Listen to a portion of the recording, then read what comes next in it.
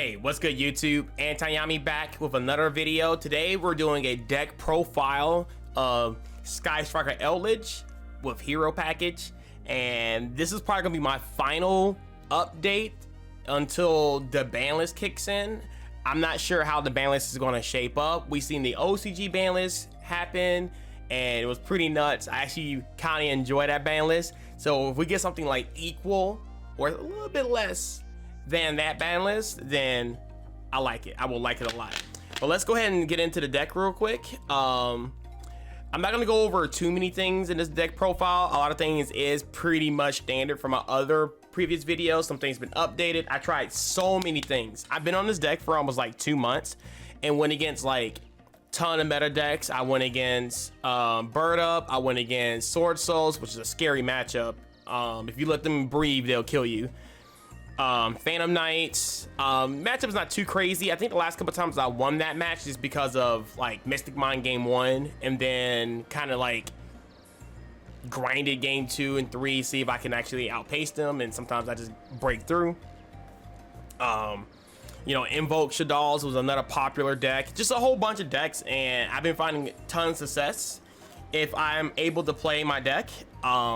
I give them at least a run for their money, or I can straight up win. I have a pretty good win rate with this deck.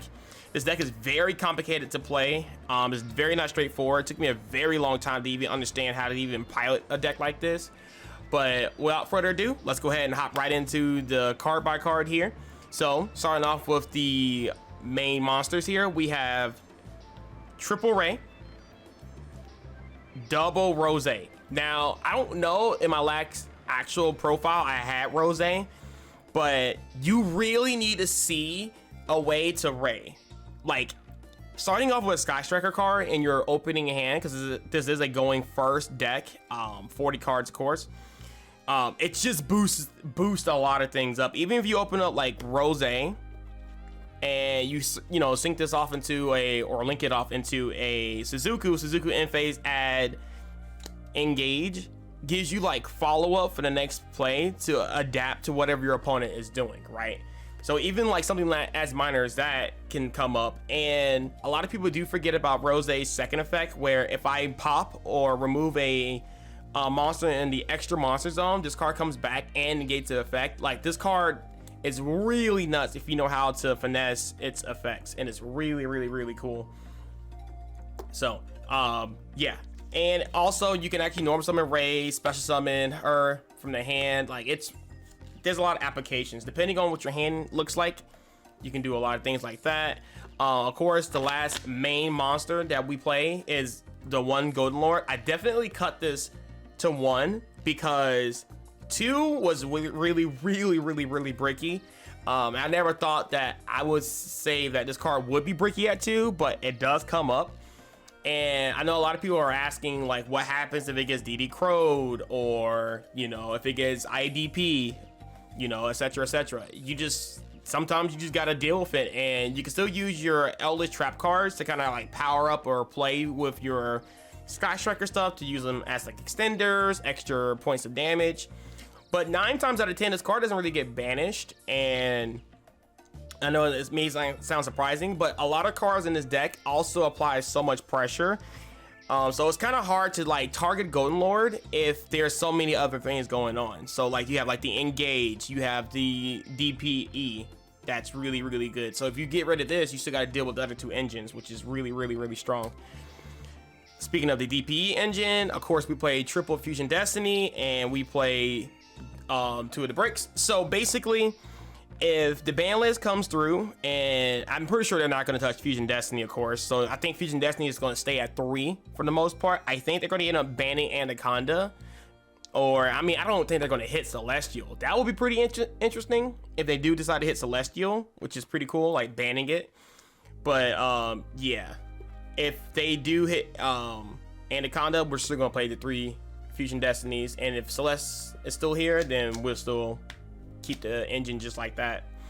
For more cards in my deck, we have 3 hand traps of Impermanence, and then 2 hand traps of Ash Blossom. I would love to play either a 3rd Ash Blossom, or maybe like 2 main deck Nibiru's. And the reason why I didn't really want to go into the two main deck Nibiru's is because I don't really have the space for it, and I do like it in my side deck, which we'll go over because I want to talk about my side deck as well, because I will be taking this deck to locals tomorrow. The deck doesn't really need to play like a ton of monsters, and I already play a good number. I think I'm playing right now currently 11. Count me if I'm wrong on that, I'm sorry, but playing more monster hand traps can be a little cloggy in this deck because it interrupts the DEP. If I want to draw with Celestial's effect, it's hard for me to clear out all my hands, especially like I can't normal summon the Nibiru, but I can normal summon Ash. And if I top deck any of the monsters, I can use Dash's effect to special summon monster and then try to draw 2 off that. So reasons for that. But yeah, I want to keep this deck 40. If I were to put Ash Blossom, and make it 41. So I think these 5 hand traps are just perfect. Impermanence is just nuts, and it's a trap card. Moving on to supporting spell cards, we play triple droplets, 1 reinforcements of the army, 1 terraforming, 1 mystic mine, and 1 call by the grave. So these cards are really going for going second, of course, for breaking boards and kind of making this deck look like it can just break almost anything. And there's some plays you can use with this card going first to like send like an Eldlich trap to the graveyard, so you can get that engine rolling. You can also get rid of your breaky Eldlich card, or the Lord in your hand. It's really good. And these are just universal. Like obviously there's another way to Ray. This is terraforming for Mystic Mine and Area 0, and Call by the Grave is protecting basically it's just Ash. I want to hit Ash, pretty much what Call by the Grave does. If I open this with Fusion Destiny, it just ensures that I just resolve the Fusion Destiny, so it's really good. Going into like the engine cards, I play triple Sky Striker, Widow Anchor, of course, standard. I play only 1 Shark Cannon. Some people play 2. It all depends on you, but I personally like Shark Cannon at 1 because you can just recycle it, you can search it. I don't think it's that crazy going second if you happen to lose the dice roll. And even then, it's not even that crazy going first. It's just a little pseudo DD Crow. And late game, this card can be a monster from your opponent's graveyard. Widow Anchor, Hornet Drones, 1 Area 0, 1 multi-roll, 1 Afterburners, and 1 Engage. Now, before this deck profile, I was playing Ego Booster, and the reason for Ego Booster was to protect my extra deck monsters, right? I remember one game I protected my Anaconda from Invaler and Impermanence. I've done that a couple of times. The only problem with it is it's inconsistent because you don't really necessarily search out the card like that. If you open it, it's great. Going second is not that great. And I remember one time came up, I made a access code talker going, main phase 2 to pop the entire board, and I set the Ego Booster to make it unaffected, so it was really hard to get over. And then after that, I just swung for game after that, so which was really cool. But yeah, I like this. I did cut Afterburners out of the main deck for a little bit, but I kind of like it. It has its niche uses. But yeah. Going into the Eldlich engine, we have 3 Scarlets, we have 3 Conquistador, and then we had 2 Hikaru's. So like, I like this. I bumped this to 3 and it came up a little too much. But I think this is like a perfect number. If you know how to play the deck correctly, I think this is the best ratio. And yeah, I have never had any complaints with it at all. One thing to note, I do side out this card sometimes based on the matchup, like versus like Grand Maju or Flunderies. Like, I do like to take out one of these just to, have more flex box, because this card virtually does nothing versus those decks. So it's already cool to side out that card sometimes if necessary. Moving on to the extra deck, we play 1 Kaina, we play double Hayate, we play double Suzuku, and we play triple Kagari. I feel like that's pretty standard for the Link ones. And then of course we play the one Zeke. I think this is a solid package for Sky Strikers. You can opt to maybe cut out one Hayate, but this card comes up sometimes and is very useful. You don't really need triple Suzuku because once you get your engage and once you have 3 spells in graveyard, the main focus of the deck now is just use Kagari and then just get a lot of pluses off that. Of course, kind of comes up like this is probably the most cuttable, but it comes up sometimes and you don't want to cut that. So and then Zeke, I wish I could play 2 Zeke, but again, lacking space, and Zeke is just phenomenal. Like that card is just nuts. It does so much for the deck. It's amazing. Even sometimes I can even like pop my Eldlich cards and they can float into more cards, and that can just go in area 0. You guys already know. For the Destiny Hero package, again from the extra deck, obviously we played the Enforcer and we play Anaconda. Again, if Anaconda gets bodied, we'll figure out another card for it right now. I'm thinking about another like Charmer, like the Wind Charmer, because I seen that card come up sometimes if I like had it, but I don't know yet. We'll see. And then for the rest of the extra deck, we play one Link Spider, one Lina. I freaking love this card. Another thing a lot of people don't know is that when this card gets destroyed by your opponent's card effects or by battle, this can search out a Rose, which is huge. So to get your engine running back in if you haven't seen your Sky Striker engine yet, which is really, really strong. One Nightmare Unicorn to climb up into your access code talker.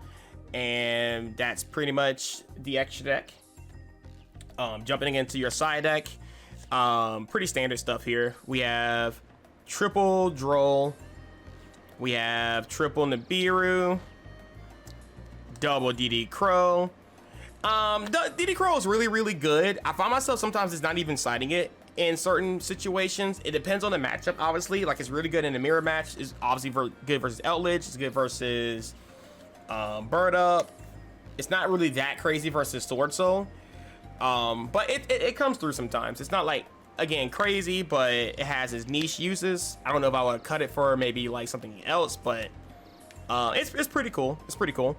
We have the triple Cosmic Cyclones, and then I play the artifact package because the DPE is just really good. So if you draw this, you can just obviously just pop it and you know whatever. And this card right here, or this package, going first, it helps me play around like Lightning Storm and Twin Twister, and even sometimes this Cosmic Cyclone, because if they target this, then I can just use Change Sanctum, Summon Scythe, and hopefully they don't have Droplets or Forbidden Chalice, and they pretty much are locked out for the next turn. And if I get Lightning Storm, then all my Eldlich cards will just float into other cards, and I super get to play next turn. And if I have Suzuku on the board, that with Ray or with Engage, that means I get to play next turn, which is really, really cool.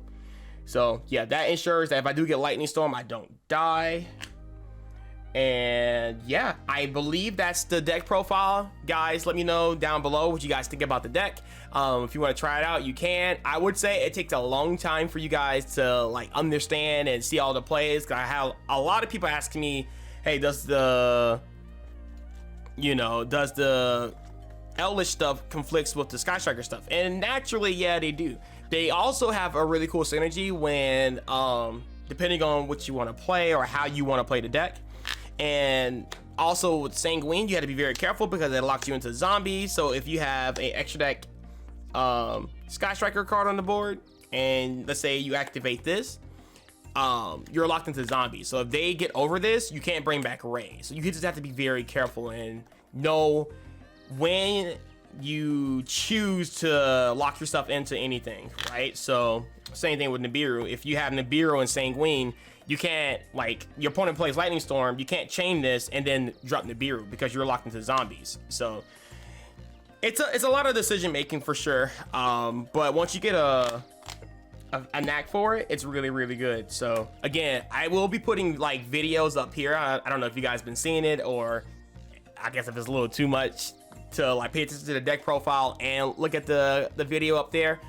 but I want to at least show off some of the play styles and stuff of the deck, so you guys can get a better understanding on how the deck can be played and what matchups it can be played in, and just kind of how it's played. So yes, guys, that's it for the deck profile. Hope you guys have a great rest of your day, and I'll catch you guys in the next vid.